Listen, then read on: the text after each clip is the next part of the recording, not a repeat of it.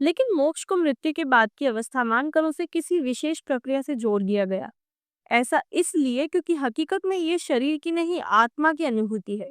इस संसार में कई ऐसे दिव्य आत्माएं आई जो जन्म से ही मोक्ष स्थिति में थी या अपने जीवन में मोक्ष को प्राप्त कर जीवन निर्वाह किया।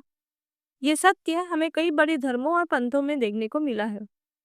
जब इन संत आत्माओं ने अपने जीवन से हमें ये ज्ञान सिखाया और जब वे इस ज्ञान को हमारी भाषा में प्रकट किए, तब कुछ शब्दों को हमने अलग मायना देकर उसे अपने जीवन से पृथक कर मृत्यु से, ईश्वर से और एक धार्मिक प्रक्रिया से जोड़कर एक्सक्लूसिव बना दिया, क्योंकि हम स्वयं को कभी उस आत्मा रूप में स्वीकार ही नहीं कर पाए।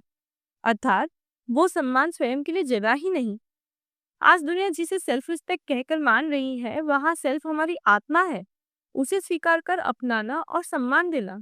सम्मान का अर्थ है समान मान, अर्थात सब आत्माओं को एक समान मानना, ना कोई ऊंचा ना कोई नीचा, क्योंकि ये सब आत्मा वो डिवाइन एनर्जी ही है। तो अपनी और सबकी ही आत्मा को उस डिवाइन एनर्जी जितना सम्मान देना, क्योंकि यदि हम किसी भी जीव में उस परमात्मा के दर्शन कर स्वीकार कर लेंगे तो फिर चाहे वो बेजुबान पशु ही क्यों ना हो, हम उसे सम्मान भी उस ईश्वर तुल्य ही देंगे, जिसे सनातन में गाय का महत्व है। अब यहाँ ये बात शास्त्र भी कहते हैं और कृष्ण ने अपने जीवन से भी दर्शाई है, पर हम अज्ञानतावश भूल कर बैठते हैं, क्योंकि संसार में इतनी प्रजातियां हैं कि हर प्रजाति का महत्व बता पाना मुश्किल होता है। अतः सांकेतिक तौर पर कुछ प्रजातियों का के माध्यम से हमें उस जीवात्मा का सम्मान करने की सीख दी गई। इसीलिए सनातन में वृक्ष, पक्षी, पशु सबके दर्शन है। कभी स्वयं ईश्वर पशु रूप में आता है, जैसे कि नरसिंह अवतार, कच्छप अवतार, हनुमान जी। तो कभी वो ईश्वर पशु या पक्षी को अपने वाहन रूप में दर्शाकर हमें उनका सम्मान करना सिखाता है।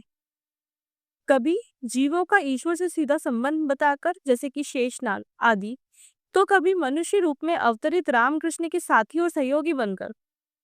परंतु हम केवल गाय देखकर उनका सम्मान ही कर पाए। बाकी जीवों को अपने जीवन में कई प्रकार से इस्तेमाल भी किया, भोग भी किया और उन्हें हानि भी पहुंचाई।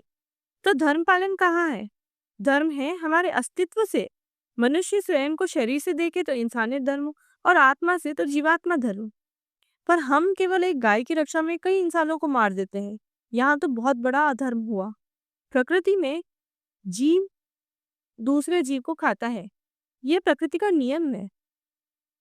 जीव को जीवन निर्वाह के लिए जीव भोग करना ही है, शाकाहार या मांसाहार। बस भोग लालच से ना हो, भोग जरूरत जितना हो, बिना रसिक भावनाओं के।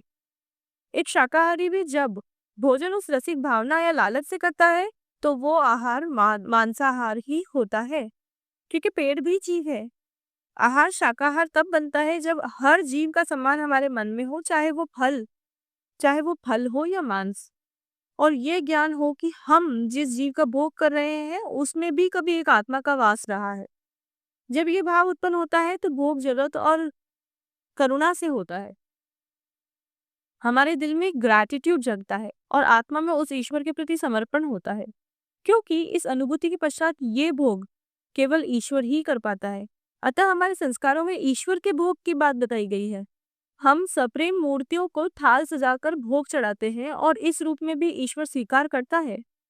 पर यह भोग हकीकत में ईश्वर से एक प्रार्थना ही है कि इन जीवों का जीवन सार्थक रहे जो मेरे जीवन का अब हिस्सा बन रहे हैं, और ये भोग यदि मेरे मन में बसी रसेंद्रियों से है तो उसे पहले आप स्वीकार कर मेरी रसेंद्रियों को संयम प्रदान करें। जब ये आदत बन जाती है तो हमारा ध्यान अपने स्वयं के भोग से ईश्वर के भोग की ओर चला जाता है, और फिर आहार चाहे शाकाहार हो या मांसाहार, हम ईश्वर के प्रसाद रूप में स्वीकार करते हैं। तो ऐसा भोग कर्म के परे चला जाता है। हाँ, भोग जब भक्षण हो, इंद्रियों से प्रभावित हो, तो शाकाहारी भोजन भी कर्म से जुड़ जाता है, और जब वो उस परमात्मा का प्रसाद हो तो उसमें कर्म नहीं रहता है, केवल अपने जीवन के प्रति धर्म रहता है। इसीलिए धर्म कर्म का साथ है। यदि धर्म से जिए तो कर्म कट जाएंगे और कर्मों का संतुलन आ जाएगा। अतः मोक्ष के लिए इस समभाव, इस सम्मान और स्वीकृति को जगाना होता है, जो प्रत्येक जीव को और स्वयं को उस परमात्मा का हिस्सा ही माने। द कंटिन्यूटी ऑफ डिवाइन, कोई टुकड़ा नहीं, बूंद जिसमें पूरा संबंधन है। इस बात को हम द्वैत, अद्वैत या विशिष्ट अद्वैत से समझ सकते हैं।